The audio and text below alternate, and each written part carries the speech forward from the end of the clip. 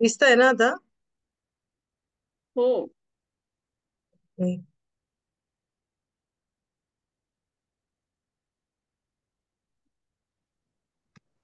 आपण निसर्गोपचाराच्या गोष्टी सगळ्या बघत होतो जरा.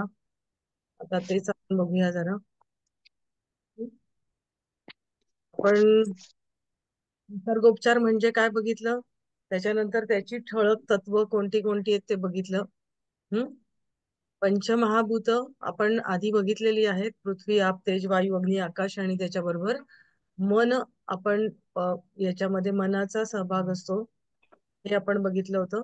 आता याच्यामध्ये पाच तत्वांचा आपण ज्या वेळेला उपचार करतो निसर्गोपचारामध्ये, त्यावेळेला आपण काय काय म्हणजे आकाश तत्व असेल तर आपण उपवास चिकित्सा करतो. वायू ज्या वेळेला अग्नि तत्व, आपण वायूचा उपयोग कसा करून घेतो तर एअर बाथ वेगवेगळ्या प्रकारे आता ते आहे. अग्नी, सूर्यस्नान किंवा जल, आपण पाण्याचे वेगवेगळे वॉटर बाथ वगैरे घेतो ते. नंतर पृथ्वीचा मडपॅक आणि आहार. हम्म. अशा प्रकारे आपण उपयोग करून घेतो. योगामध्ये पण तसाच करून घेतला जातो. तर जर आपण योगाचा विचार केला तर आकाश तत्व, उडियान नवली म्हणजे निसर्ग आणि योग याच्यामध्ये जर आपण विचार केला तर वायूचा प्राणायाम, अग्नी, अग्निसार, जल, जलनेती, शंख प्रक्षालन वगैरे, म्हणजे हे सगळं पाण्याचा उपयोग आपण तेव्हा करून घेतो. नंतर पृथ्वी वमन वगैरे याच्यामध्ये पृथ्वी तत्वाचं भस्मलेपन आणि आहार, योगिक आहार आहे, तर त्याचा आपण हे करतो. आता आहाराची तत्व आपण बराचसा थोडं रिपीट आपल्याला होणार आहे. पण एकदा पुन्हा पुन्हा आपण हे केलं, रिकलेक्ट केलं की आपल्याला ते लक्षात ठेवायलाही बरं जातं. आपण आपण याच्यामध्ये कसा विचार करतो निसर्गोपचारामध्ये की आपल्या शरीरामध्ये विष जमा होतं, विषसंचय होतो, म्हणजे टॉक्झिन्स जमा होतात. आणि का बरं जमा होतात तर निसर्गातले नियम आहेत, त्याच्यानुसार तुम्ही वागला नाही तर ते आपल्या शरीरात साठायला लागतात आणि मग रोगाचं ते मुख्य कारण आहे असं मानलं जातं. आता त्याच्या निसर्गोपचारानुसार दोन मुख्य विषयाच्या निर्मितीचे स्रोत मन आणि आहार. म्हणजे तुमचं मन दूषित झालं की आणि आहार नीट नसेल तर तुमचं संचय व्हायला लागतो. आपण आता बघतो ना, सायकोसोमॅटिक डिसिजेस जास्त झालेत 99%. आपल्या आजार आपण ज्या वेळेला आपण बघतो त्यावेळेला डायबिटीस, हायपरटेन्शन, थायरॉइड, हे सगळे संधिवात, हे सगळे बरेचसे आजार, निद्रानाश, अँझायटी, हे सगळे मनातून येणारे विकार आहेत सगळे.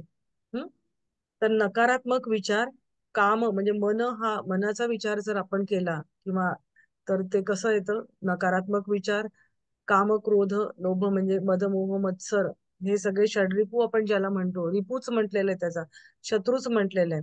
तर आपण काय करतो, मनामध्ये आपण काही गोष्टी साठवून ठेवतो. एखादी घटना घडली तर त्याचा इम्पॅक्ट हा काही सेकंदांपुरता किंवा काही काळापुरता असेल तर ठीक आहे, पण तीच गोष्ट आपल्या मनात राहते राहते राहते, साठते. आपण दुसऱ्यांना सांगतो, 5 वर्षांनी, 10 वर्षांनी, 25 वर्षांनी ते आपल्या मनाच्या कप्प्यामध्ये असतंच.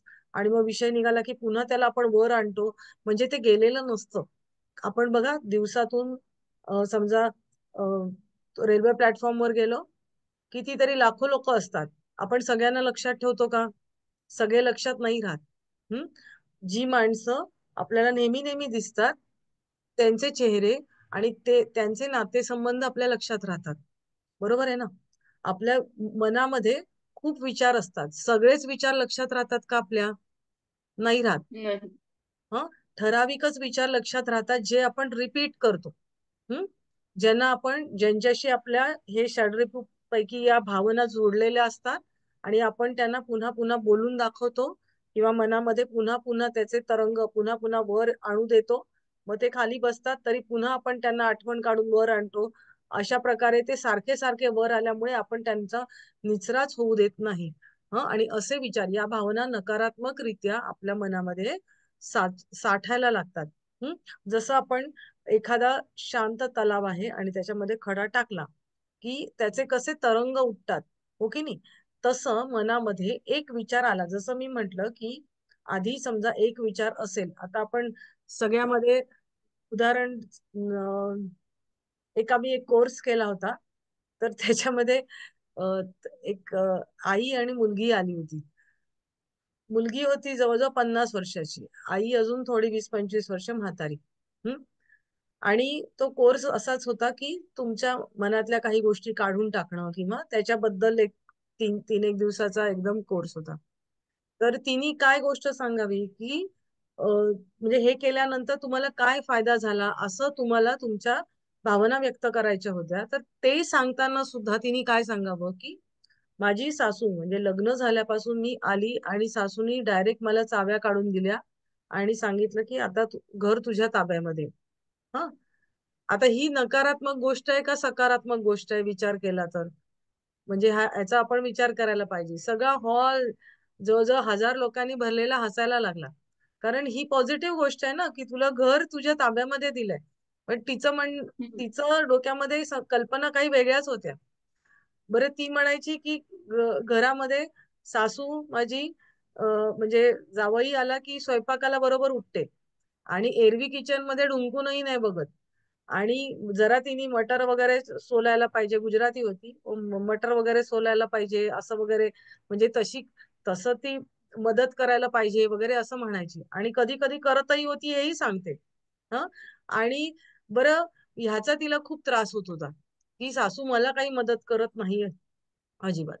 बरं, गंमत म्हणजे स्वयंपाकाला बाई होती. हं. मग तर स्वयंपाकाला बाई होती तर या गोष्टीचा काय त्रास व्हावा? बरं, हे ठीक आहे, हेही झालं. 8 वर्षानंतर आता ती बाई 50शीची, लग्न झाल्यानंतर 8 वर्षांनंतर ते सेपरेट राहतायत. हा, म्हणजे सासू वेगळी राहते, ते वेगळे राहतात. पण तिने त्या सासूला अजूनही धरून ठेवलेलं होतं. बरोबर, आता वेगळे राहतायत तर तुला ते सासूनी हातात चाव्या दिल्या आणि घर तुझ्या ताब्यात दिलं आणि तुला ती मदत करत नव्हती, याचा त्रास का बरं व्हावा? हो की नाही? म्हणजे ती तर वेगळी राहते शरीरानी, सगळी तुम्ही फिजिकली तुम्ही वेगळे राहतात, पण पकडून कोणी ठेवलंय? हिनी ते विचार पकडून ठेवलेत. बरोबर. आणि तो कोर्स होता तुमच्या मनातल्या गोष्टींचा निचरा कसा करावा हे शिकवण्याचा. आणि तरी 3 दिवसानंतर तुम्ही जर ते काही शिकलाच नाही, हो की नाही? म्हणजे आपण जर विचार केला तर आपणच किती गोष्टी अशा धरून ठेवलेल्या असतात मनामध्ये. आपण जर इंट्रोस्पेक्शन केलं, आपल्या विचारांकडे बघितलं, सिंहावलोकन केलं, आपण वर्ष गेल्यानंतर आपण नवीन वर्ष साजरं करतो त्यावेळेला जुन्या वर्षातल्या गोष्टी आपल्याला टाकून द्यायच्या असतात. बरोबर, मग टाकून द्यायच्या म्हणजे काय, तर मनातले विचार आहेत तर त्यांचा तुम्ही निचरा झाला पाहिजे. एखादी फ्रेंड असेल तर नाही बोलत आहेत 5 महिने, आपणहून फोन करा. काही होत नाही, आपण फोन केल्यावर समोरची ती लगेचच बोलायला सुरुवात करते पहिल्यासारखी. कुठेतरी गाठ आलेली असते, पण ती आपण काही झालंच नाही असं आपण म्हणून तुम्ही पुढे गेलात, समोरचा व्यक्ती बोलायला लागतो. बरोबर. मग कशाला आपण धरून ठेवायच्या असतात गोष्टी? आणि हे प्रत्येक नात्यामध्ये असतं. आपण एक पाऊल पुढे टाकायला पाहिजे, आपण काही गोष्टी सोडून द्यायला पाहिजे. आपण सोडल्यानं समोरचा 4 गोष्टी सोडतो. म्हणजे हे एक आहे ना, हे हे स्वभाव आहेत प्रत्येकाचे वेगळे असतात. आणि हे जे मनामध्ये नकारात्मक गोष्टी आहेत त्या साठून राहिल्या जातात आणि त्याचा आपल्याला रोग म्हणून आपल्याला दिसतं शरीरावरती. मोस्टली मनाचे विकार मॅडम, हे. याच्यामध्ये हा, बोला. याच्यामध्ये आपल्याला संत खूप, आपले जे महाराष्ट्रामध्ये जे लाभलेले संत आहेत ते खूप मदत करतात आपल्याला कसं जगावं यासाठी. म्हणजे नकारात्मक गोष्ट जरी, घटना जरी घडली असेल तर त्याला सकारात्मकतेतून कसं बघायचं. कसं बघायचं, अगदी करेक्ट आहे. हा, म्हणजे एकदा काय झालं ना, की ते गिरिजाबाई म्हणजे एकनाथांच्या पत्नी यांना नाथांना रागच येत नव्हता, म्हणून मग ते गावातल्या लोकांनी ठरवलं की आता यांना रागात आणायचं. मग आता ते जेवायला वाढत होत्या गिरिजाबाई, आणि एक पाटील उठले आणि त्यांच्या पाठकुळी बसले गिरिजाबाईंच्या. आता एक परका माणूस स्वतःच्या बायकोच्या पाठीवर बसतो म्हणजे काहीतरी खूप म्हणजे विघातक कृत्य, हे अनैतिक असं असं कुणी समजलं जाईल. तर नाथराय म्हणाले की अगं ते लेकरू पडेल. म्हणजे पाहण्याचा दृष्टिकोन याच्यामध्ये फारच महत्वाचा आहे. अगदी बरोबर. आणि म्हणजे आपले म्हणजे तुकाराम महाराज, एकनाथ महाराज हे सगळेच त्यांनी, आणि किती ना सगळ्या, किंवा ज्ञानेश्वरीमध्ये एक गोष्ट सांगण्यासाठी तुम्हाला किती दृष्टांत, किती दाखले दिलेले आहेत. म्हणजे तर हो माझा एवढा हो अभ्यास हो. नाही, पण जेवढं आपण वाचण्यात येतं त्याच्यातून कळतं की किती छोट्या छोट्या गोष्टी आपल्या संसारातल्या आहेत, की आपण त्या टाकून द्यायला मदत करतात आपल्याला, की नाही नाही हे आपलं चुकतंय.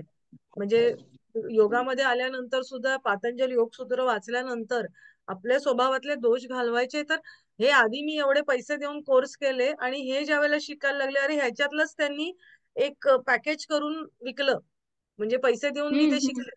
आणि नंतर बघितलं तर हे पातंजल योगसूत्रामध्येच हे दिलेलं आहे, की तुम्हाला राग आला, क्रोध आला तर प्रतिपक्ष भावना निर्माण करायची, म्हणजे हो, आपल्या मनामध्ये वितर्क बाधाने प्रेमाबद्दलची. प्रतिपक्ष भावना. हा, मग मग हे किती सोपं आहे ना. आणि हेच आम्ही तिथे शिकलो एक दिवसभर.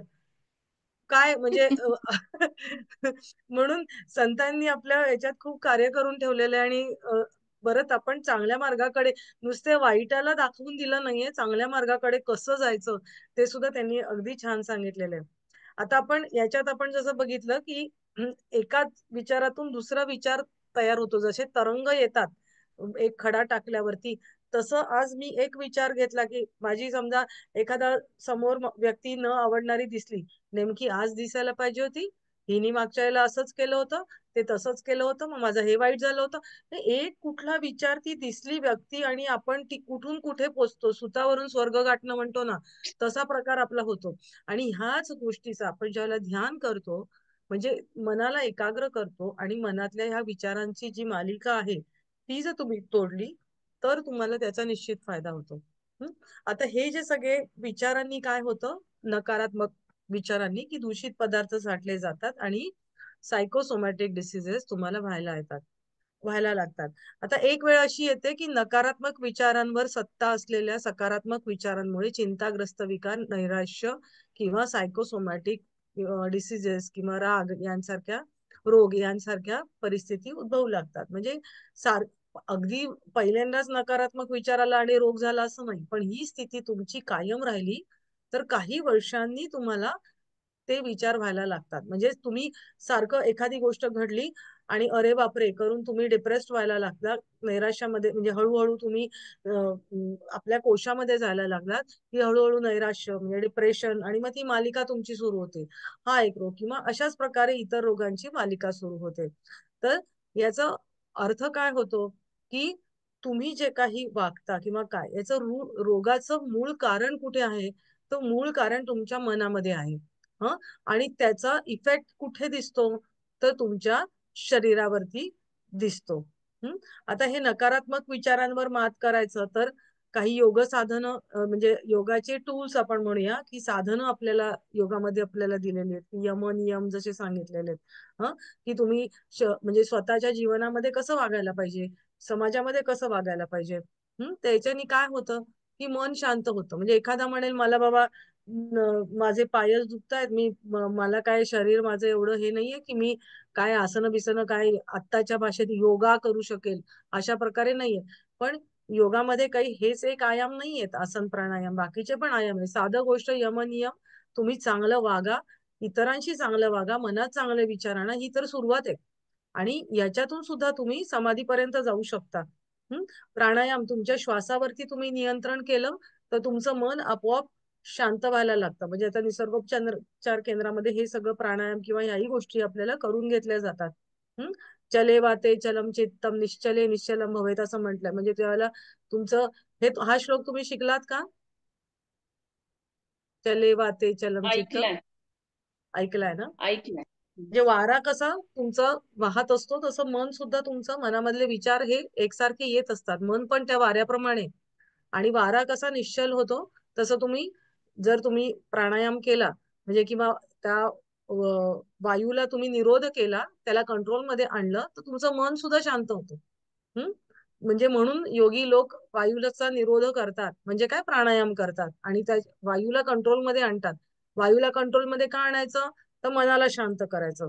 मनाला शांत का करायचं, की पुढे नंतर तुम्हाला धारणा ध्यान समाधीपर्यंत तुम्हाला जायचंय, तोच एक मनाला धरून तुम्ही जाणार आहात. बरोबर, अशा प्रकारे म्हणजे मनावरती नियंत्रण आणण्यासाठी ते केलं जातं. आता ध्यान करतो त्यावेळेला आपण ध्यान करताना कधी बघा, समोर एखादी प्रतिमा किंवा जो विचार असतो तो नेहमी पॉझिटिव्ह असतो. ती प्रतिमा असेल, आपण कधी वाईट व्यक्तीवरती, रावणावरती ध्यान नाही करत आपण. आपण रामावरती ध्यान करतो. म्हणजे काय, जे सत्वगुणयुक्त आहे त्या गोष्टी आपण घेतो. हं का, आणि त्या सत्वगुण, एखादी प्रतिमा असेल, विचारही असेल, पॉझिटिव्ह विचार असेल, नुसतं काय प्रतिमेवरती आपण ध्यान करतो असं नाही. तर सूक्ष्म सूक्ष्म ज्या वेळेला तुम्ही ध्यान करायला जाता, तर त्यावेळेला ती पॉझिटिव्ह गोष्ट असते, ते सत्वगुण तुमच्यामध्ये यायला लागतात. ओंकार साधना करतो, ओंकार करतो त्यावेळेला, किंवा गायत्री मंत्र साधना असते, तर तुमचं मन त्याच्यानी शांत व्हायला लागतं. हं? आता अन्नानी कसं काय, तर आपल्या आहारामध्ये प्रामुख्याने कार्बोहायड्रेट, प्रथिन म्हणजे प्रोटीन्स, चरबी, फॅट्स, जीवनसत्व, खनिज आणि फायबर्स असतात. म्हणजे आपल्या आहाराचे आपण जर बघितले काय काय इन्ग्रेडियंट आहेत, तर हे आपल्याला सगळे दिसून येतात. हं? याच्या पचनाचा परिणाम म्हणून जे काही टाकाऊ पदार्थ तयार होतात, ते मलविसर्जन, मूत्र आणि घाम याच्या स्वरूपामध्ये शरीरातून बाहेर फेकली जातात. अशी परिस्थिती असू शकते की जिथे काही कारणांमुळे विष शरीरातून पूर्णपणे बाहेर फेकले जात नाही. त्यामुळे शरीरामध्ये हे पदार्थ, विषारी पदार्थ जमा होतात. म्हणजे काय, की आपण ज्या वेळेला स्टमक, आपल्या मोठ्या आतड्यामध्ये जर आपण जे काही खाऊन पचलेलं आहे ते पुढेच गेलेलं नाहीये आणि तुम्ही परत वरून आहार घेतच आहात, तर काय होतं, मागचा भाग आहे तो तसाच राहतो, पुढचा भाग आहे तो पुढे सरकतच नाहीये. मग तुम्हाला काय होतं, मग एकदम शौचास तुम्हाला घट्ट व्हायला लागते, बरोबर, मलावरोध व्हायला लागतो. हं गाठी व्हायला लागतात, शौचाच्या गॅसेस व्हायला लागतात, छातीवरती दडपण यायला लागतं. म्हणजे जीव घाबरल्यासारखा होतो, उष्णता निर्माण होते. म्हणजे हे जर मलमूत्र विसर्जन जर तुमचं व्यवस्थित झालं नाही, तर काय होतं, तर तुमच्या शरीरामध्ये विषारी पदार्थ तयार होतात. म्हणजे अन्नाचं पचन सुद्धा नीट होणं हे गरजेचं आहे. हं? आपल्याला माहित आहे की prevention is better than cure. त्यामुळे शरीरातील विषाची निर्मिती कमी करणं हे चांगलं. म्हणजे आता आपण एखादा रोगच होऊ नये असं जर आपल्याला वाटत असेल, तर आपण काळजी घ्यायला पाहिजे की शक्यतोवर हे जे विषसंचय होतोय त्याला आपण टाळा घातला पाहिजे. हं? आता या नैसर्गिक आहाराची तत्व काय आहे, तर एकाच वेळी मोर कॉम्प्लेक्स किंवा अधिक जटिल आहार किंवा अधिक क्लिष्ट, कॉम्प्लिकेटेड असा आहे, तर तो तुम्ही बघा कसं. आता आपण ज्या वेळेला फ्रूट सॅलड घेतात, हा, तर फ्रूट सॅलड घेताना त्याच्यामध्ये काय होतं की दूध आपल्याला आयुर्वेदामध्ये सुद्धा सांगितलं की दूध आणि फळ घ्यायचं नाही, बरोबर. हं वेगवेगळ्या विरुद्ध आहार आहे. आंबट आंबट फळं, गोड फळं अशी एकत्र करून तुम्ही घ्यायची नाहीये. प्रोटीन्स असतात, तर ते प्रोटीनचं डायजेशन स्टमक मध्ये होतं, बरोबर. म्हणजे हळूहळू सगळ्या गोष्टी आपल्याला कार्बोहायड्रेटच्या पचनाची सुरुवात कुठे होते सांगा बरं.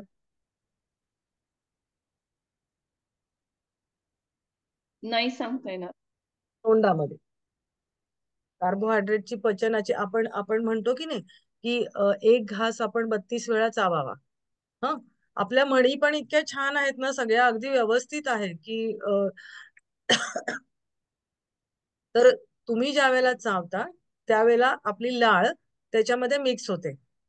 आणि आता तुम्ही समजा भाकरी भाजी घेतली किंवा पोळी भाजी घेतली किंवा वरण भात घेतलाय, काही तुम्ही त्याच्यामध्ये पिष्टमय पदार्थ आलेला आहे, पोळी, भाकरी, भात, बरोबर. आणि मग तुम्ही ज्या वेळेला चावता, चावून चावून त्याचे तुकडे करता, म्हणजे सॉलिडचा तुम्ही एकदम काय म्हणूया सेमी सॉलिड पदार्थ तयार करता. तर तो कसा होतो, तुमची लाळ आहे त्याच्यात मिक्स होते. आणि लाळेमधले जे काही टायलिन हे पदार्थ आहेत की जे कार्बोहायड्रेटचं पचन करायला सुरुवात म्हणजे तिथे होते तोंडामध्ये.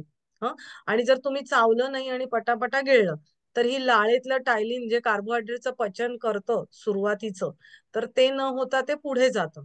बरोबर. आणि पुढचं पचन हे पुढे होतं पोटामध्ये, पण आधीच ते अर्धवट पचलेलं पुढे आलेलं असतं.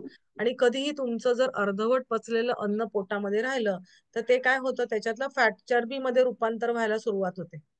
हं, म्हणजे मग ते पचन आहे ते तुमचं नीट होत नाही. प्रोटीन्स आहे तर ते आपल्या स्टमक मध्ये डायजेस्ट होतं.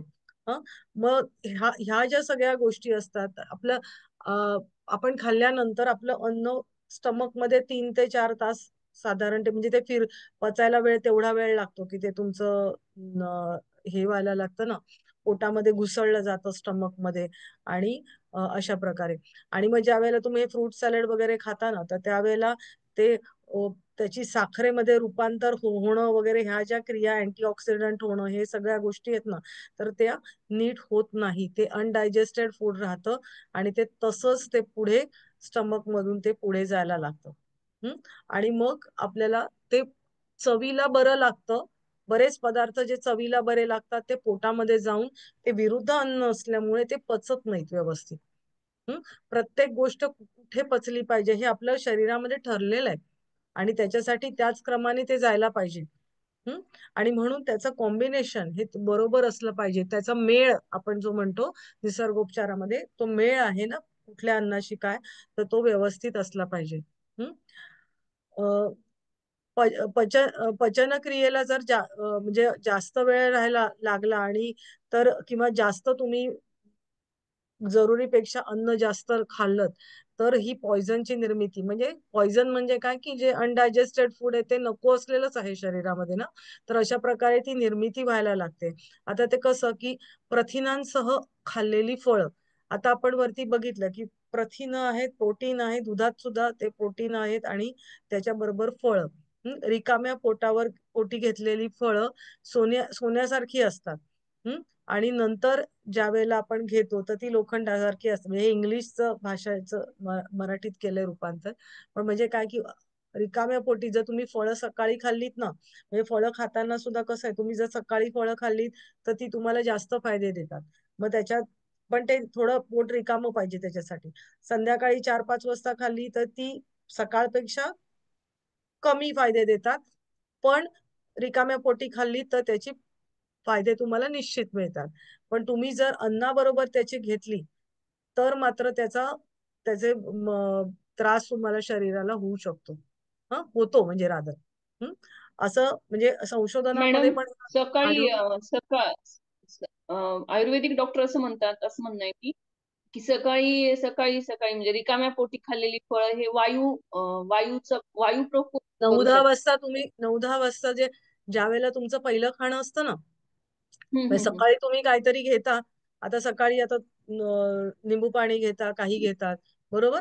आणि मग त्याच्यानंतर 9-10 वाजता तुम्ही जर एक फळ खाल्लं, तर ते निश्चित फायदे करतं. तेवढ्या वेळामध्ये तुम्ही काही दुसरं खाल्लेलं नसतं, हो की नाही? मग अशा वेळेला ते निश्चित फायदेकर ठरतं. अल्कलीच्या संबंधामध्ये शरीराच्या संरचनेचे, विशेषतः ऍसिडचे 80-20 असे प्रमाण आहे. आता नॉर्मली तुम्ही जर ऐकलं असेल किंवा तुम्ही युट्यूब वरती जर तुम्ही बघा किंवा डॉक्टर तुम्हाला सांगतील, की आपल्या अ, शरीरामध्ये शरीराचा रक्ताचा पीएच आपला किती आहे? रक्ताचा पीएच किती आहे आपल्या? ऍसिडिक आहे रक्त का अल्कलाईन आहे? अल्कधर्मी आहे का आम्लधर्मी आहे रक्त? ते झालं नाही मॅडम अजून अहो पण तुम्हाला माहिती तर असेल. माधुरीताई, तुम्ही सांगा बरं.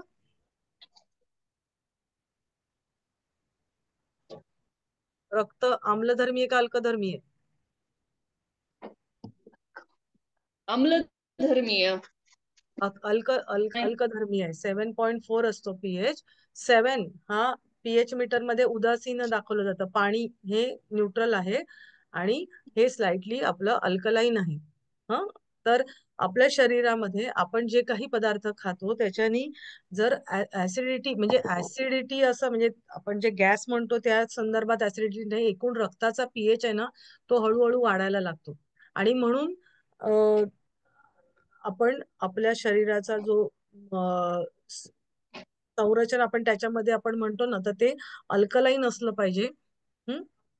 आता लिंबू जरी आम्लयुक्त, आपण लिंबूमध्ये सायट्रिक ऍसिड असतं वगैरे आपण म्हणतो, बरोबर आहे ना. पण लिंबू जरी आम्लधर्मी असलं तरी सुद्धा ते अल्कलोजेनिक आहे. ते पण तुम्ही पाण्यामध्ये टाकता ना, तर ते अल्कलोजेनिक होतं. परंतु कोणत्याही प्रकारच्या कार्बोहायड्रेट सोबत घेतल्यास ऍसिडोजेनिक होतं. उदाहरणार्थ लिंबासोबत उसाचा रस आरोग्यदायी नाही. बरेच जण उसाच्या रसामध्ये लिंबू पिळून टाकतात. हं बरोबर. तर हम्म. म्हणजे अशा काही गोष्टी आहेत की त्या आपल्याला लक्षात ठेवायला पाहिजे की त्या तुम्ही तशा नाही घ्यायच्या. म्हणजे काही अल्कली धर्मी म्हणून तुम्हाला घ्यायचंय तर ते तुम्ही त्याच प्रकारे घ्यायला पाहिजे. त्याचा मेळ दुसऱ्या बरोबर घेतला तर त्याचं प्रमाण हे चुकतं. काय करायचं म्हणजे तर उसाच्या रसामध्ये लिंबू पिळून घ्यायचं नाही मॅडम. नाही घ्यायचं, ते आरोग्यदायी नाही. ओके. सर्व फळे कच्च्या भाज्या अल्कोहोजेनिक असतात, तर मांसाहारी दूध, सर्व डाळी, साखर हे आम्लपित्तकारक असतात. म्हणजे तुम्ही भाज्या, कच्च्या भाज्या किंवा अशा प्रकारे फळं जी आहेत तर ती अल्कधर्मी असतात.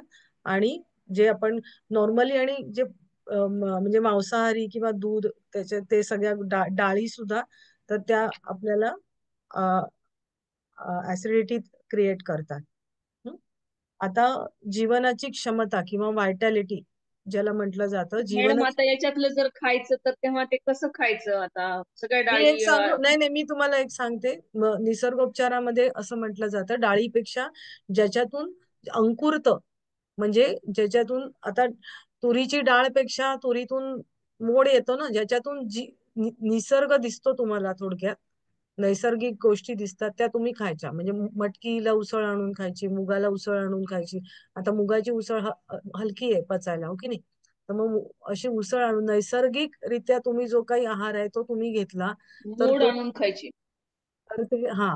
आणि एक सांगू का, आत्ताचा काळ, मी जसं तुम्हाला म्हंटल की एकच, जरी आपण निसर्गोपचाराचा अभ्यास करत असलो तरी प्रत्यक्ष जीवनामध्ये तुम्हाला किती किती काय काय शक्य आहे तेवढं तेवढं तुम्ही जास्तीत जास्त करायचं. आज तुम्ही लगेचच तुमचा आहार बदलला तर तुम्हाला निश्चित त्रासच होणार आहे. कळलं. आता तुम्ही जर त्या मोड आणलेली धान्य लिंबू पिळून किंवा असं तुम्ही काय सॅलड मध्ये टाकून खाल्ली तर तुम्हाला गॅस बीस होणार आहे, कोणाला संडासला होणार आहे, असं सगळं होणार आहे.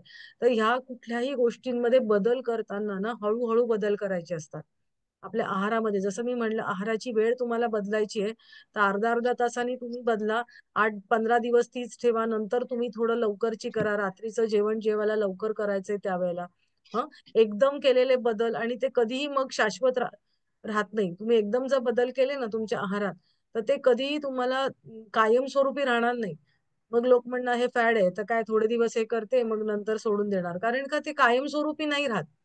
हळूहळू बदल करा की आपल्या शरीराला पण त्याची सवय व्हायला लागते. ओके. जर आपल्याला जगायचे असेल तर आपण ते केले पाहिजे. आणि मरायचे असेल तर जिवंत खा आणि मग मेलेले खा. हे ऍक्च्युली म्हणजे स्प्राउट मी तुम्हाला जे म्हंटल ना तर ते तुम्ही खायला पाहिजे. कारण त्याच्यामध्ये चैतन्य आहे. जसं तुम्ही म्हणलात की ज्याच्यामध्ये जी चैतन्य आहे त्या गोष्टी तुम्ही खा. जे ऑलरेडी, आता डाळी ज्या वेळेला करता, डाळीतून झाड येतं का दुसरं? नाही येत, नाही. हो की नाही. मग ज्याच्यात चैतन्य आहे तसा आहार तुम्ही घेतला तर तुमचा फायदेशीर असतो. थोडक्यामध्ये हे असं आहे. म्हणजे निसर्गोपचाराचं तत्व हे अशा प्रकारचं आहे. अन्न केवळ कॅलरीज देत नाही तर जीवनासाठी आवश्यक ऊर्जा आणि प्राण देखील प्रदान करतात. म्हणजे नुसतं तुम्हाला कॅलरीचा चार्ट वरून ते आपण अन्न खायचं नाहीये. आता तुम्ही ज्या वेळेला ते निसर्गातलं तत्व पानांच्या रूपाने या रूपाने तुमच्या शरीरात जातं तर ते तुम्हाला चैतन्य देतं, हो की नाही?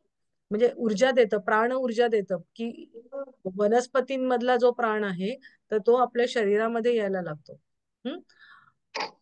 प्राण हे ऊर्जेचे सूक्ष्म रूप आहे ज्याच्याशिवाय कोणतेही कार्य शक्य नाहीये. म्हणजे प्राण आपण म्हणतो ना की त्याच्यातून घेतला आणि प्रत्येक ऊर्जेला हा प्राण लागलेला असतो. स्प्राउट्स म्हणजे आपण मोड आलेली धान्य आहे, तर ती आपण ज्या वेळेला तुम्हाला भरपूर ऊर्जा पाहिजे तर त्याच्यामध्ये हाय लेवलला वरती असतात स्प्राउट. कारण का इतर कुठलंही तुम्ही जंक फूड खाता तर त्याच्यामध्ये ते ऍक्च्युली पचवण्यासाठी तुमची प्राणिक एनर्जी तुम्ही वाया घालवता. म्हणजे तुम्ही टोस्ट खाल्ले, खारी खारी बिस्किट खाल्ली पिझ्झा खाल्ला, बर्गर खाल्लं, मॅगी खाल्लं किंवा काही इतर जे पदार्थ जे रेडीमेड येतं ते तुम्ही खाल्लं पॅक फूड, त्याला तुम्हाला बघा पचवायला जास्त एनर्जी लागते. आणि हे जे निसर्गातून फळ वगैरे आहे ते सहज आपलं शरीर हलकं राहतं. नॉनव्हेज खाणारे जे लोक आहेत तर त्यांनी नॉनव्हेज खाल्लं तर ते बराच काळ त्यांच्या शरीरात त्यांना हेवी हेवी वाटायला लागतं असं ते म्हणतात.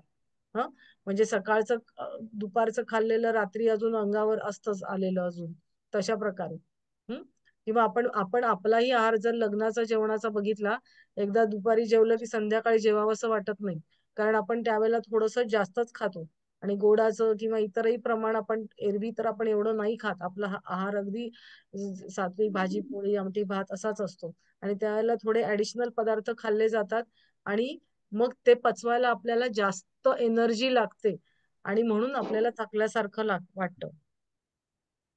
मॅडम, हा ते जगायचं असेल तर जिवंत खा आणि मरायचं असेल तर मेलेलं का, असं म्हणायचे का त्यांना? हा ती अहो त्या काय आहेत ना ते थोडस आम्ही ते इंग्लिश आणि मराठी दोघांना शिकवायचो तर त्या म्हणी ट्रान्सलेट केलेल्या, तर ते अशा प्रकारे म्हणजे की आपण नॉनव्हेज असतं त्याच्यात जीव असतं का? नाही ना. आता ते नाही. सगळं मी म्हणून फोडून नाही सांगितलं इथे, पण तशा प्रकारे की ज्याच्यातून जीव निर्माण होतो असं तुम्ही खाल्लं तर तुम्हाला निश्चित त्याची प्राणिक ऊर्जा आहे ती तुम्हाला मिळते. आणि असं जे अन्न आहे ते पचवायला सुद्धा तुम्हाला कमी एनर्जी लागते. तुमची कमी प्राणिक जीवनशक्ती तुमची कमी खर्च होते. असं आहे. पचनशक्ती म्हणजे आराम आपण कमी वेळामध्ये ते अन्न पचतं. हं? अधिक नैसर्गिक आणि पौष्टिक अन्न हे अधिक आरोग्यदायी आहे. ते जितके अधिक प्रक्रिया केलेले असते तितके ते अधिक टॉक्सिक असतं. हं? आणि आता तुम्ही फळं जर घेतली तर फळांचे सुद्धा तुम्ही जर डायरेक्ट फळ कापून खाल्लं किंवा त्या संत्र मोसंब्याच्या फोडी खाल्ल्या तर ते जास्त फायदेशीर होतं. जर तुम्ही त्याचं ज्यूस करून प्यायला तर त्याच्यातले बरेचसे घटक हे नाश पावतात. म्हणजे फळांचा ज्यूस केल्यावर सुद्धा. आणि जर तुम्ही पॅक फूड आणलं तर त्याच्यात काहीच नसतं. फक्त तुम्हाला मनाचं समाधान आहे की तुम्ही ते फ्रूट ज्यूस प्यायला. कारण का त्याच्यामध्ये प्रक्रिया इतके दिवस त्या पॅक साठवून तुम्ही बरं ज्यूस करा आणि घरामध्ये ठेवा. सकाळी करा आणि संध्याकाळी तो पिण्याच्या लायक राहतो का बघा. आणि मग हे जर इतके दिवस पॅक फूड आहे, तो ज्यूस आहे, तर त्याच्यात काहीतरी घटक टाकलेले आहेत की ते टिकले पाहिजे म्हणून. आणि हे जे घटक टाकतात त्याच्यामुळे त्या ज्यूस मध्ये असलेली आवश्यक द्रव्य आहेत त्यांचा नाश होतो. हो की नाही? मग असे पैसे देऊन आपण असे पॅक घेण्यापेक्षा स्वस्तातली फळं तुम्ही निश्चित खाऊ शकता. बरेच जण काय सांगतात की फळं वगैरे मॅडम किती महाग असतात. हं? अ, मुलाला पटकन मॅगी पाहिजे म्हटलं 10 रुपयाची 5 रुपयाची मॅगी घेऊन देतात.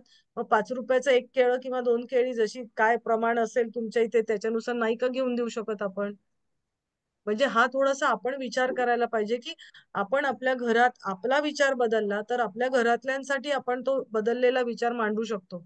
आणि मुलं हट्ट करतात पण त्यांच्या हट्टाला आपण कुठपर्यंत मान्य करायचं हे आपल्यावरती असतं. त्यांना समजावून सांगितलं तर ते समजतात. आणि मग कधीतरी म्हणजे माझं म्हणणं असं कधीतरी द्या एकदा मॅगी, काय नाही खाईल. पण मग बाकीच्या वेळेला तुम्ही ते बाकीचं द्यायला पाहिजे. की म्हणजे त्याला त्याच्यातलं वेगळेपण कळलं पाहिजे. नाहीतर ते अट्रॅक्शन, कारण दुसऱ्यांच्या 10 घरांमध्ये आहे त्यामुळे आपल्या पोरालाही अट्रॅक्शन राहतच. पण त्याला हेही कळलं पाहिजे की कसं पोषक तत्व दिलं तर काय होऊ शकतं. हं? म्हणजे ते रस पिण्यापेक्षा ऊस चघळणं चांगलं. म्हणजे ऊसाचाही रस पितो त्याच्यापेक्षा ज्यावेळेला चघळतो त्यावेळेला ती लाळ मिक्स होते आणि मग आपल्याला त्याचे फायदे आपल्याला निश्चित मिळतात. हं. साखरेपेक्षा गूळ चांगला आहे कारण त्याच्यावरती कमी प्रक्रिया केलेल्या असतात. हं. भाजलेले दाणे हे आम्लपित्तकारक असतात. म्हणजे शेंगदाण्याचं कूट केलं किंवा भाजलेले दाणे खाल्ले आणि याच्या उलट जर तुम्ही आता हे बघा, तथापि शेंगदाणे रात्रभर भिजवलेले किंवा 4 ते 6 तास हवेमध्ये म्हणजे ठेवले तुम्ही, भिजवायचे रात्रभर आणि मग ते नंतर हवेवरती 4-5 तास ठेवायचे. त्याला थोडेसे मोड पण येतात. हं. हे असे मोड आलेले ज्यावेळेला तुम्ही शेंगदाणे खाता त्यावेळेला ते जास्त पौष्टिक असतात. जे जास्त नैसर्गिक, कारण का त्याच्यातून मोड यायला लागतो आणि त्याच्यातलं हे ऍसिड धर्म जे असतो तो त्याच्यात राहत नाही शेंगदाण्यामध्ये भिजवून तुम्ही खाल्ले तर. हं. उगवणं या प्रक्रियेतून त्यातील प्रथिने अमिनो ऍसिड्स मध्ये रूपांतरित होतात, फॅटी ऍसिड मध्ये रूपांतरित होतात. जीवनसत्व बी, सी, ई, अँटीऑक्सिडंट्स आणि एन्झाईम तयार होतात. म्हणजे हे शेंगदाणे तुम्ही भिजवले तर काय काय होतं, ते उगवणं जे क्रिया असते त्याच्यातून, म्हणजे आपण ज्या वेळेला भिजवतो आणि नंतर त्याला मोड आणतो, तर त्याच्यातून एवढं सगळे आपल्याला मिळतात. आणि याच्या उलट शेंगदाण्याचं तुम्ही नुसते भाजून त्याचं कूट करून खाल्लात तर तुम्हाला त्याचा ऍसिड म्हणजे व्हायला लागतं शरीरात. मॅडम, ही मानसिकता, समाजाची मानसिकता, म्हणजे आत्ताचं जे काही हे चालू आहे, म्हणजे काय म्हणायचं त्याला, आत्ताचं जे जनरेशन आहे, त्यांना या सगळ्या गोष्टी सांगणं फारच कठीण आहे. आता हे जे तुम्ही शिकवायला लागलात, तर ते आम्ही आमच्या म्हणजे आजीनं असं नाही का आमच्यावर केले. सुवर्णाताई, असं नाही का वाटत की आपण सांगत नाही आहोत त्यांना? आपलं आपलं सांगणं कुठेतरी कमी पडतंय. कारण का बघा ना, आपल्या आई वडिलांनी सांगितलं, आपल्यालाही समजलं ना. तुम्हाला असं हो, वाटतं का हो. की आपण बघत नव्हतो दुसऱ्यांच्या घरांमध्ये काय आहे, दुसऱ्यांच्या टिफिन मध्ये काय येतं? आपल्यालाही आवडेल असे पदार्थ असायचे. असं काही नाही की प्रत्येकाच्याच घरांमधून आता आम्हालाही भाजी पोळीच मिळायची डब्यामध्ये. पण मग हो. कोणी कोणी आणायचं दुसरं काय काय काय काय. पण मग ठीक आहे, म्हणजे आपण आपल्या आई वडिलांचं ऐकत होतो. आपणही आपल्या मुलांना जर समजावून सांगितलं तर निश्चित समजतील. किंवा मी जसं म्हंटल ना की शुगर कोटेड गोळी द्यायची त्यांना. 2-3 पदार्थ तुम्ही याचे दिले तर मग एक त्यांच्या मनासारखा थोडासा देऊन समजावण्याची क्रिया होऊ शकते ना. ती सुद्धा ती अशी द्यायची की ती त्यांना पोषक असेल अशीच द्यायची. आता तुम्ही जसं म्हटलं, तर आपण त्यांना फ्रँकी करून देऊ शकतो. घरी पोळी आणून त्याची करून देऊ शकतो. ब्रेड न वापरता. बरोबर आहे की नाही? आता आम्ही हो. बऱ्याच वेळेला आता आमचं म्हणजे भरीत असतं. त्या भरीतचा आम्ही पिझ्झा करून हे केलेला भाकरीवरती. कांदा बिंदा टाकून वेगळा पिझ्झा असा. म्हणजे थोडं वेगळ्या प्रकारे काहीतरी करून आपण इनोव्हेटिव्ह आपण विचार करायला पाहिजे. कारण आपण जसं म्हणतो की इतर गोष्टी लवकर टीव्ही किंवा मोबाईल किंवा याच्यामुळे त्यांना बघायला आपल्याला एवढं दिसत नव्हतं लहान असताना सगळ्या गोष्टी. त्यांना आता या सगळ्या माध्यमांमुळे लवकर सगळ्या गोष्टी दिसायला लागल्या. पण मग आपण थोडं आता ते इनोव्हेटिव्ह. जे जे तुम्ही फ्रूट सलाडचं सांगितलं ना, तर ते मान्य करायला तयारच म्हणजे आता बरं का, माझ्या आसपासची जी लोक आहेत, फ्रूट सलाड हे पौष्टिक आहे म्हणून खातात. आम्ही खूप, आता आमच्या घरामध्ये आम्ही खात नाही, कारण ते विरुद्ध आहार आहे हे मान्य आहे. परंतु जे खातात त्यांना हे सांगितलं ना, तर ते त्या हसतात. म्हणजे फारच अज्ञान याच्या नाहीये. हो बाबतीमध्ये आहे. हो हो, अगदी बरोबर. मग हे सांगू का, ज्यांना समजतं त्यांना तुम्ही सांगू शकता. एकदा सांगाल नंतर मग तुम्ही आपण आपल्या पुरतं पाळूच शकतो निश्चित. किंवा आपल्या घरातल्यांना किंवा असं म्हणजे ह्या अशा माध्यमांतूनच हा विचार आपण पोचू शकतो. तोपर्यंत खरोखर माहित नव्हतं, खातच होतो ना. म्हणजे माझ्या घरामध्ये म्हणजे किती 90 91-92 मध्ये असे ते सगळे टप्परवेअरचे ते प्लास्टिकचे डब्बे आले होते, तर मी खूप सारे घेतले होते. कारण घरामध्ये खूप खायला काय काय मिस्टर आणायचे वगैरे. आणि मला तेवढी सवय नव्हती, पण आमच्या घरी सासरी होतं जरा संध्याकाळचं खाणं पिणं. आणि नंतरच्या 2-3 वर्षांनी वगैरे मी याचा अभ्यास सुरू केल्यावरती ते सगळे डबे रिकामे झाले आमचे. मग त्याच्या जागी काय खजूर, राजगिरीच्या चिक्की किंवा म्हणजे ते थोडेसे रिप्लेस झाले ह्या सगळ्या गोष्टी. आणि याचा परिणाम असा होतो की आता माझी मुलगी डॉक्टर झाली आणि ज्या वेळेला ती मेडिकलला गेली आणि फर्स्ट इयरला होती त्यावेळेला त्यांचा मेडिकल कॅम्प होता. आणि मग मेडिकल कॅम्प ते तुमचं वेट वगैरे करतात आणि मग तुमचं ब्लड चेक करून मग त्यांना हे करायला देतात ना, रक्त द्यायला देतात. तर तिने फोन केला. ती म्हणाली की एवढ्या सगळ्या बॅच मध्ये 2च मुली फक्त क्वालिफाय झाल्या ब्लड डोनेशन साठी. काही अंडरवेट होत्या, काहींचे अॅनिमिक होत्या. तर मला म्हणाली तू तू आम्हाला डब्यामध्ये गुळतूप पोळीचा लाडू आणि हे काय काय देत होतीस ना, म्हणजे काय म्हणतो आपण खजूर वगैरे. म्हणजे त्यामुळे माझं हिमोग्लोबिन वगैरे एकदम खूप छान होतं. म्हणजे अजून त्या 12वी पर्यंत गेली ना तरी माझे 2-3 डबे असायचे तिला दिलेले. म्हणजे मी गुळतूप पोळीचा लाडू बरोबर केला वेफर्स पण द्यायची. म्हणजे ते खावंसं वाटतं ना, पण मग हे पण खा आणि ते पण खा. म्हणजे असं थोडंसं कॉम्बिनेशन करून मग आपल्याला थोडस विचार करून त्यांना द्यायला पाहिजे. हळूहळू पण काय आहे, जोपर्यंत आपलं ऐकतात तोपर्यंतच आपण करू शकतो. लहान असताना, मोठं झाल्यावरती आपण फार नाही करू शकत. कारण त्यांची विचारांची बैठक एक झालेली असते. मग आपण त्यांना समजावून सांगू शकतो फक्त. तो एक वेगळा विषय आहे. चला आपण पुढे जाऊया. कोणतेही अन्न जे चिकट असतं ते खराब असतं, खडबडीत अन्न हे आरोग्यासाठी चांगलं असतं. म्हणजे हे थोडक्यात आपण पिठाच्या बाबतीमध्ये आपण म्हणू शकतो की गहू आरोग्यासाठी वाईट आहे, तर बाजरी, ज्वारी किंवा इतर काही मिलेट्स असतात, नाचणी, हे सगळे आपल्यासाठी चांगले आहेत. हं? अ, गहू आरोग्यासाठी वाईट आहे आता हे असं म्हटलं जातं, पण कारण त्या गव्हांच्या काही जातींवरती पण आहे. हल्ली ग्लुटेनची काहींना प्रॉब्लेम असतात, तर गव्हाच्या ज्या पूर्वीच्या जाती आहेत, खपली गहू किंवा काही इतर गहू, तर ते शरीराला चांगले आहेत असं आता प्रूव्ह झालेलं आहे. हं? तर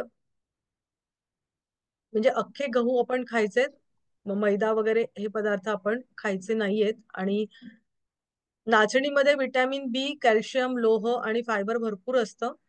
अनपॉलिश केलेला तांदूळ विटॅमिन बी फायबर मध्ये समृद्ध असतात. आपण हे एक राहिलं. नैसर्गिक राहणीमानामध्ये जी 5 विषम निसर्गोपचारामध्ये म्हटली जातात, तर ती कोणती? साखर, मीठ, मैदा, दूध आणि डालडा, म्हणजे वनस्पती घी जे आहे ना, तर ते. आता त्यांना 5 विष, पांढरी विष असं म्हणले जाते कारण रंगावरून. आणि ह्या सगळ्यांचा दुष्परिणाम आपल्याला शरीरामध्ये नंतर झालेले दिसून येतात, आणि म्हणून त्यांना विष असं संबोधलेलं आहे. हं?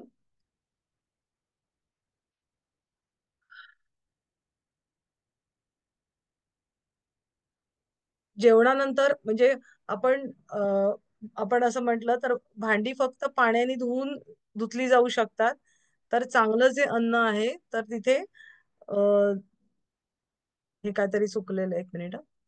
फळे आणि कच्च्या भाज्या ज्या आपण खाल्लेल्या आहेत त्या चांगल्या असतात, पण आपण त्यामध्ये कोणतेही तेल घातलं, म्हणजे ज्याला ड्रेसिंग असं म्हटलं जातं, तर ते तेल घातलं तर आपल्याला खाल्ल्यानंतर वाटी धुण्यासाठी साबण लागेल. हम्म म्हणजे थोडक्यामध्ये एक सांगू का, की निसर्गोपचारामध्ये असं अन्न चांगलं मानलं जातं की जे तुम्ही ताट ज्या वेळेला धुता तेव्हा ताटाला तेल लागलं नाही पाहिजे. म्हणजे इतकं कमी तेल वापरलं पाहिजे किंवा फारच कमी न वापरलं तरी चालेल. कारण नैसर्गिक आहारामध्ये तेल शिजवणं हा प्रकार थोडा नाहीच केला जात. पण काही एक कुटुंब असं आहे की त्यांच्या घरामध्ये गॅसच नाहीये, फक्त कच्च्या भाज्या खाऊन राहतात. पण हे आपल्याला शक्य नाहीये, तर आपण एवढं करू शकतो की कमीत कमी तेल वापरायचंय, आणि की इतकं की आपल्या खाऊन झाल्यावरती आपल्या ताटाला तेल नाही शिल्लक राहिलं पाहिजे. शरीरातील हार्मोनल म्हणजे आपल्या स्त्रावाचं जर आपण चक्र जर आपण लक्षात घेतलं, तर 24 तासाचं ते चक्र आहे, तर ते 3 टप्प्यामध्ये विभागलं जाऊ शकतं. तर निर्मूलनाचा टप्पा म्हणजे शरीरातून जे बाहेर काढण्याचा टप्पा 8 ते दुपारी 12 वाजेपर्यंत असतं. त्याच्यामध्ये काय असतं की आतड्याची तुमची स्वच्छता केली जाते, किंवा आपण व्यायाम करतो ती घामाद्वारे होते. सकाळी शौचाला जातो किंवा मलमूत्र विसर्जन असं. ज्यावेळेला आपण सकाळच्या काळामध्ये ब्रह्ममुहूर्तावर किंवा या सकाळच्या पिरियड मध्ये मेडिटेशन करतो, हं तर ते मेंटल डिटॉक्सिफिकेशन, मनातले वाईट विचार काढून टाकणं, मेडिटेशन आपण ध्यान करतो त्याच्याद्वारे काढले जातात. म्हणजे हे निर्मूलनाचा भाग झाला. फळं ही सगळ्यामध्ये चांगले क्लिन्झर आहेत, म्हणजे साफ करणार आहे शरीरातला. पण ब्रेकफास्टच्या नंतर म्हणजे फळांचा ब्रेकफास्ट मध्ये सुद्धा, ब्रेकफास्ट मध्ये जर तुम्ही फळं खाल्लीत तर त्याचा निश्चित तुम्हाला चांगला फायदा होतो. पोटातली जी काही घाण आहे ती सगळी बाहेर टाकण्याचं काम फळांमध्ये जे फायबर्स आहेत ते करतात. हम्म आता दुसरा जो टप्पा आहे तो पचनाचा टप्पा, दुपारी 12 नंतर ते रात्री 8 पर्यंत. जसं म्हटलं की सूर्य ज्या वेळेला डोक्यावरती येतो त्यावेळेला आपल्या शरीरामध्ये ऍसिड सिक्रेट व्हायला लागतं, आणि पचनाचं काम हे तुमचं तेव्हापासून स्टार्ट होतं. दुपारचं जेवण आणि रात्रीचं जेवण ह्या टप्प्यामध्ये घेतलं पाहिजे. म्हणजे शक्यतो रात्री 8 नंतर तुम्ही जेवायचं नाहीये.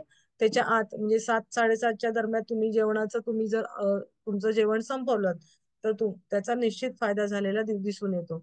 आणि रात्रीचा जो काळ आहे, रात्रीचे 8 म्हणजे ते सकाळी 4 वाजेपर्यंत, हा जो काळ आहे, तर त्याच्यामध्ये तुम्ही विश्रांती घ्यायची, की तो दुरुस्तीचा विश्रांती का घ्यायची, की या विश्रांतीच्या काळामध्ये आपल्या शरीरातली दुरुस्ती होत असते.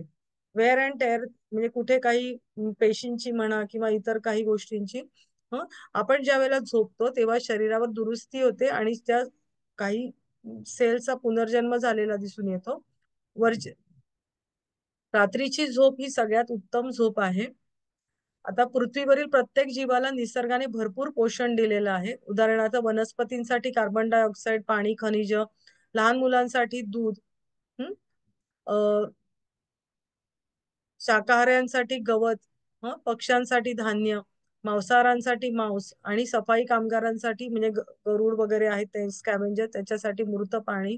पण आपण असा सगळा आपण जे आपली इकोसिस्टम आहे तर त्याच्यामध्ये आपण बघितलं तर प्रत्येकासाठी आहार दिलेला आहे.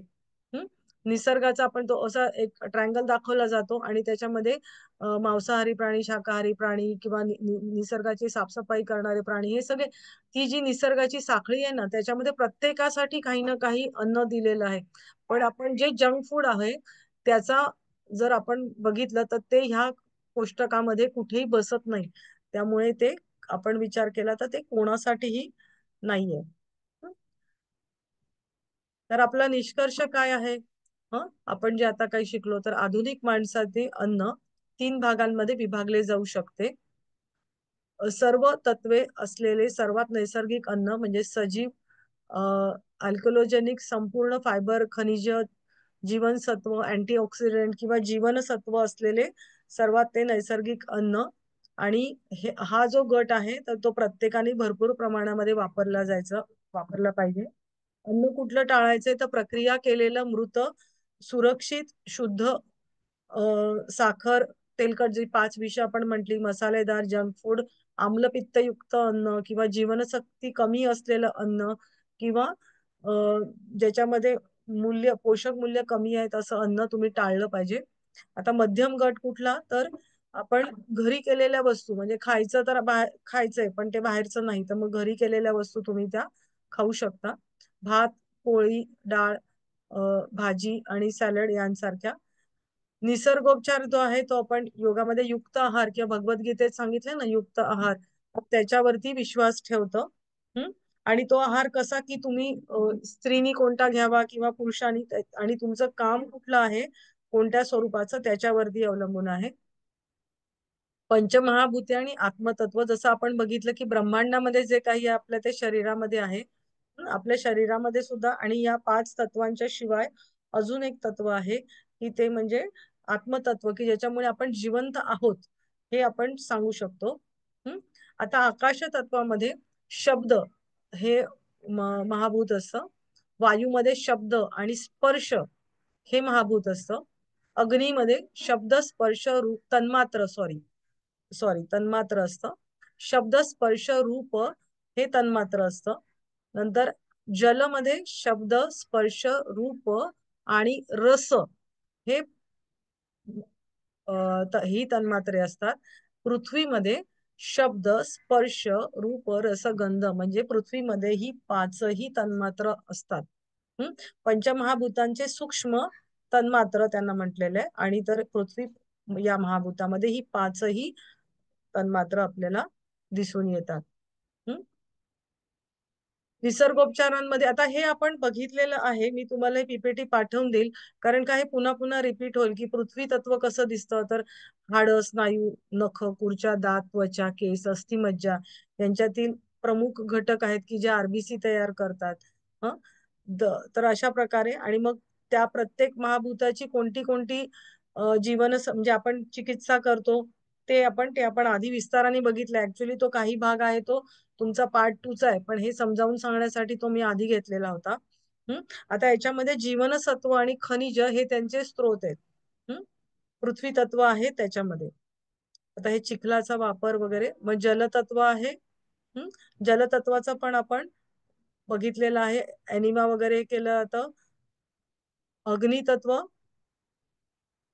सूर्यस्नान आपण बघितलं. वायू तत्व, स्टीम वगैरे घेतली जाते किंवा आपण फिरायला जातो.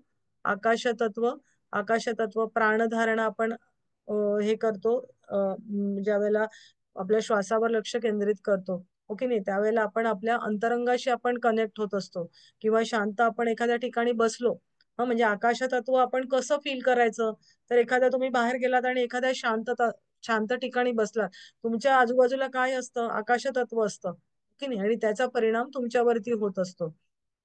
आता हे जे आकाश तत्व आहे तर ते काय आहे? आहताकडून अनाहताकडे, म्हणजे आहत म्हणजे काय? दोन गोष्टी एकमेकांवर आपटल्यानंतर आवाज येतो, बरोबर? तर तो आहत नाद झाला. आणि तर ह्या दोन गोष्टी न आपटता सुद्धा जो आवाज येतो तो अनाहत नाद आहे, की आपल्या हृदयाच्या ठिकाणी आपल्या अंतरंगामधला आहे, तो अनाहत नाद असा म्हटलं जातं त्याला. तर आपल्या अंतरंगाकडे घेऊन जाण्यासाठी म्हणजे ओंकार साधना वगैरे आहे, तर ती साधना आपल्याला अशा प्रकारे आहताकडून अनाहताकडे घेऊन जाते. म्हणजे आकाश तत्व अशा प्रकारे आपण आपल्या थेरपीमध्ये आणू शकतो उपयोगामध्ये. दुसरं म्हणजे काय? तर विश्रांती आपण घेतो किंवा फिरायला जातो वगैरे, ते आपण बघितलंय.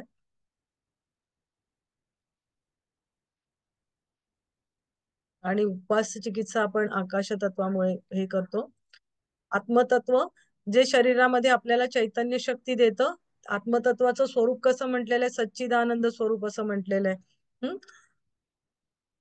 निसर्गोपचार आणि नैसर्गिक जीवनाच्या मर्यादा, जीव वाचवणाऱ्या औषधांचा अभाव. म्हणजे प्रत्येक थेरपी म्हटलं तर मी जसं म्हटलं की प्रत्येक गोष्टीला मर्यादा असतात. कुठली थेरपी ही परिपूर्ण नाहीये. तर याच्यामध्ये आता तुम्हाला एखाद्याचा अपघात झाला किंवा एखाद्याला जीव वाचवायचा आहे, तर तेव्हा तुम्ही काही निसर्गोपचार करून त्याला आपण वाचवू शकत नाही, हो की नाही? नंतर याच्यामध्ये डायग्नोसिस, निदान पद्धती याच्यामध्ये नाहीये. निसर्गोपचारामध्ये निदान पद्धती नाहीये. त्याच्यानंतर म्हणजे आपण पॅरामीटर्स जे वापरतो की नाही, तर त्या याच्यामध्ये त्याचा अभाव आहे, की रुग्णाला बरे वाटावे म्हणून काही गोष्टी अशा नाहीयेत, पॅरामीटर्स त्याच्यामध्ये नाहीयेत. आणि दुसरी गोष्ट काय आहे, की हे वेळखाऊ आहे. आपल्याला आता लगेचच पाहिजे असेल, त्याचा गुण यायला पाहिजे असेल, तर तसं निसर्गोपचाराने होत नाही.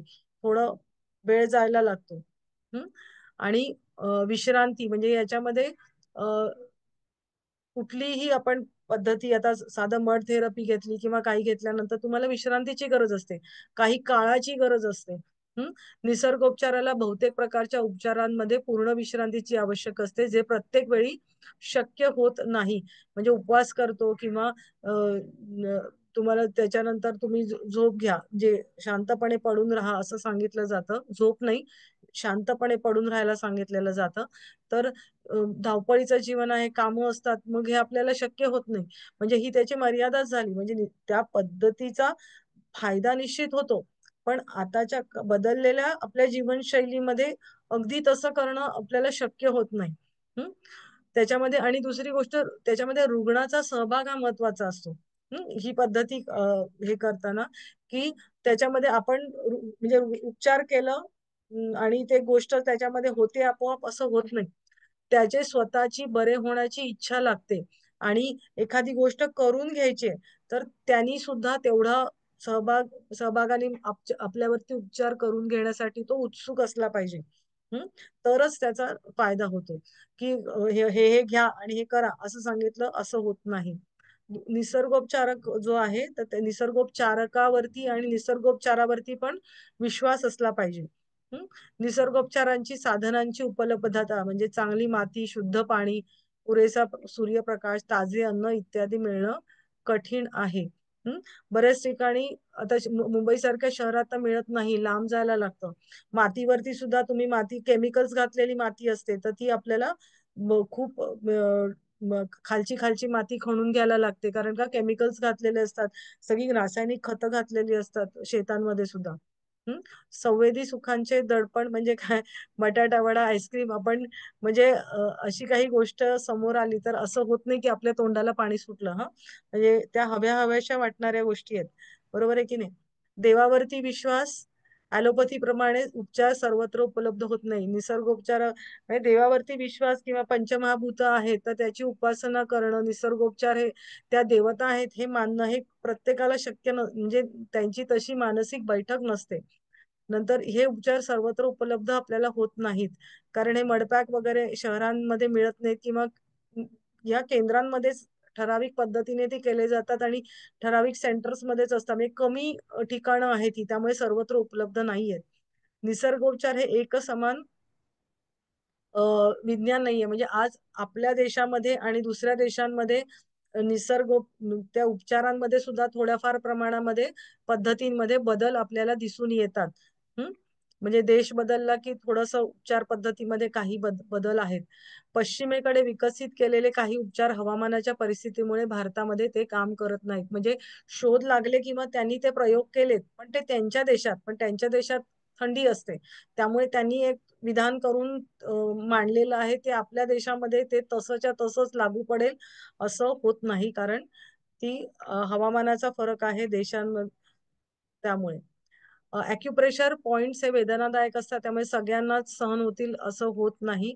मग सीड वगैरे लावले जातात, मॅग्नेट लावले जातात, किंवा प्रेशर किंवा जिमिनी, एक लाकडाची जिमी किंवा मेटलची जिमिनी दाब दिला जातो, तर ते सगळ्यांना सहन होईल असं नसतं. संशोधन आणि विकास, जगभर निसर्गोपचाराचे संशोधन केले जात नाही. कोणत्याही विज्ञानातील विकासानंतर केलेले संशोधन हे सर्वोच्च स्थानी पोहोचवते आणि सर्वत्र स्वीकारार्ह बनते. म्हणजे जर कुठेतरी कुठल्या तरी देशामध्ये संशोधन झालं, तर ते संशोधन झालेलं आहे, तर ते संशोधन झाल्यानंतर त्याचा विकास झाल्यानंतर ते परत त्याच्यावरती परत संशोधन किंवा त्याचा वापर होऊन ते योग्य आहे की नाही, या सगळ्या गोष्टी इतर ठिकाणी सुद्धा मान्य केल्या गेल्या, तर बाकीच्या देशांमधले लोक सुद्धा ते मान्य करतात. म्हणजे तुम्ही एखादा संशोधन, एखाद्या औषधी कंपन्या असतात, तर ते काय करतात की त्यांनी जे काही गोळ्या बनवलेल्या आहेत, तर ते त्याचं टेस्टिंग करतात. मग टेस्टिंग केल्यानंतर ती बरेच वर्ष त्यांचं टेस्टिंग चालतं, आणि मग त्यांचे टेस्टिंग केल्यानंतर मग त्यांचे जर जे परिणाम आहेत ते त्यांचे सेम आले, मग ते स्वीकारार्ह ते समितीकडे पाठवले जातात, आणि मग ते चेक केले जातात, आणि मग नंतर ते औषध म्हणून त्याला मान्यता दिलं जातं. तर असं निसर्गोपचारामध्ये झालेलं आपल्याला दिसून येत नाही. कारण याच्यामध्ये जास्त संशोधन झालेलं दिसून येत नाही. पूर्वीचं जे काय आहे त्याच्यावरतीच आहे, कारण रोगांचे स्वरूप आता बदललेल्या स्वरूपामध्ये आपल्याला आढळतात, वेगवेगळे रोग सुद्धा. मग त्याच्यावरती काय विचार केला पाहिजे किंवा काय, तर ह्या सगळ्या गोष्टींमध्ये विचार करण्याची आवश्यकता आहे, संशोधनाची आवश्यकता आहे. निसर्गाच्या नियमांचे पालन करणं अवघड जातं. आणि जसं आपण म्हणतो की आता आम्हाला शक्य नाहीये, अशा प्रकारे सगळ्याच गोष्टी आपल्याला शक्य होत नाहीत आताच्या काळामध्ये. पुढचे आलेत का नाही ना? पण एक थोडस संपवूया का हे?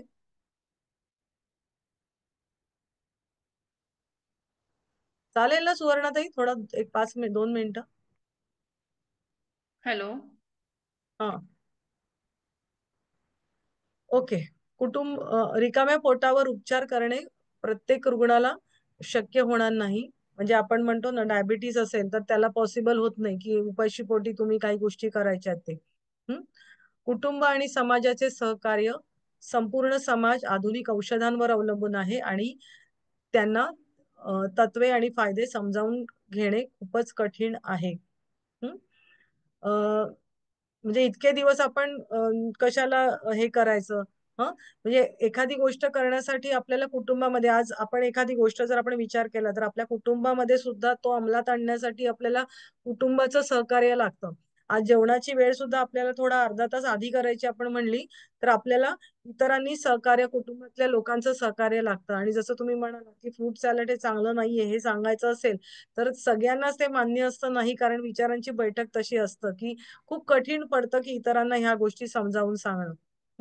ताजी फळं आणि भाज्यांची उपलब्धता, आपल्याला आपल्यापर्यंत आलेलं जे अन्न आहे ते काही शेतातून लगेच आलेलं आहे असं नाही, ते ऑलरेडी शिळं झालेलं असतं, आणि त्याच्यातले घटक आपण जे आहेत तर ते कमी झालेले असतात. म्हणजे आपण जर म्हटलं ताजे अन्न खा, तर आपण म्हणजे बाजारातून आणलं आणि त्या दिवशी खाल्लं, पण ते बाजारात येण्याच्या आधी ते किती शिळं झालेलं असतं हे आपल्याला माहित नसतं. आता म्हणजे काय खायचं, तर मस्त खा आणि स्वस्त खा. स्वस्त खा आणि मस्त राहा, असं आता आपण म्हणजे नॅचरोपॅथी काय म्हणतं की स्वस्थ खा आणि मस्त राहा. ओके, आपण थांबूया इथे.